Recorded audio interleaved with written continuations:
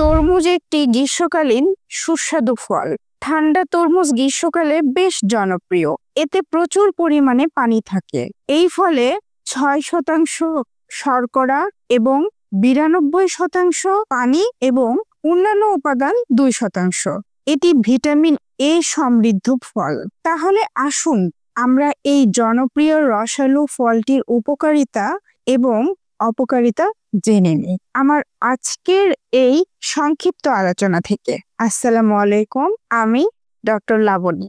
আশা করি সবাই ভালো আছেন। তরমুজে খুব সামান্য ক্যালোরি আছে, তাই তরমুজ খেলে ওজন বৃদ্ধি পাওয়ার কোনো আশঙ্কা থাকে না। তরমুজের 92%ই পানি।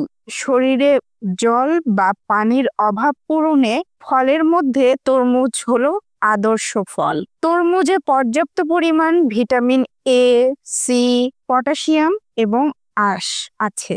মৌসুমী এই ফলটির রয়েছে নানা রোগ প্রতিরোধ ক্ষমতা। তরমুজ হলো ভিটামিন B6 এর চমৎকার উৎস, যা মস্তিষ্ক সচল রাখতেও গুরুত্বপূর্ণ ভূমিকা রাখে। তরমুজে প্রচুর পরিমাণে অ্যান্টিঅক্সিডেন্ট থাকায় এটি খেলে দেহের অক্সিডেটিভ স্ট্রেস জনিত অসুস্থতা কমে। এই ফলটি নিয়মিত খেলে প্রোস্টেট ক্যান্সার, কোলন ক্যান্সার, ফুসফুসের ক্যান্সার ও ব্রেস্ট ক্যান্সারের ঝুঁকি থাকে না। তরমুজের আরো একটি গুণ হলো এটি চোখ ভালো রাখতে কাজ করে। তরমুজে ক্যারোটিনয়েড থাকায় এই ফলটি চোখ ও দৃষ্টিশক্তি ভালো রাখে। একই সঙ্গে চোখের নানা সমস্যার প্রতিষেধক হিসেবেও কাজ করে তরমুজ।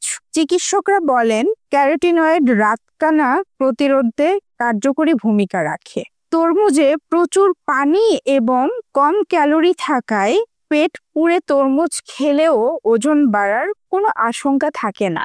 একাধিক গবেষণায় দেখা গেছে তরমুজে থাকা উচ্চ পরিমাণে সিট্রুলিন মানবদেহের ধমনীর কার্যক্রম স্বাভাবিক রাখে এবং রক্তচাপ কমিয়ে দেয়। এখন আসি তরমুজ খাওয়ার অপকারিতা কি। তরমুজে প্রচুর পানি থাকে। এটি খাদ্য তালিকাগত ফাইবারের একটি সমান মহা উৎস। যাই হোক, এটি অতিরিক্ত পরিমাণে খেলে হজমের সমস্যা যেমন ডায়রিয়া, পেট ফোলা, পেট ফাঁপা, গ্যাস ইত্যাদি হতে পারে। ফলের মধ্যে সরবিটল থাকে, যা একটি চিনির যৌগ, যা পেট খারাপ এবং গ্যাসের কারণ হতে পারে। এখন আসি খালি পেটে তরমুজ খেলে কি হয়। এটি ত্বকের জন্য উপকারী, কারণ এটি ভিটামিন এ, সি এবং ভিটামিন ই সমৃদ্ধ।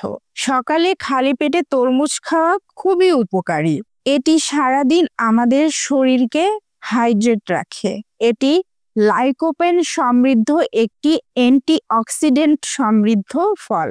আমার প্রতিটি এপিসোডেই আমি চেষ্টা করি আপনাদের নানা রকম জিজ্ঞাসা ও মতামতকে প্রাধান্য দিয়ে আমার আলোচনা সাজাতে।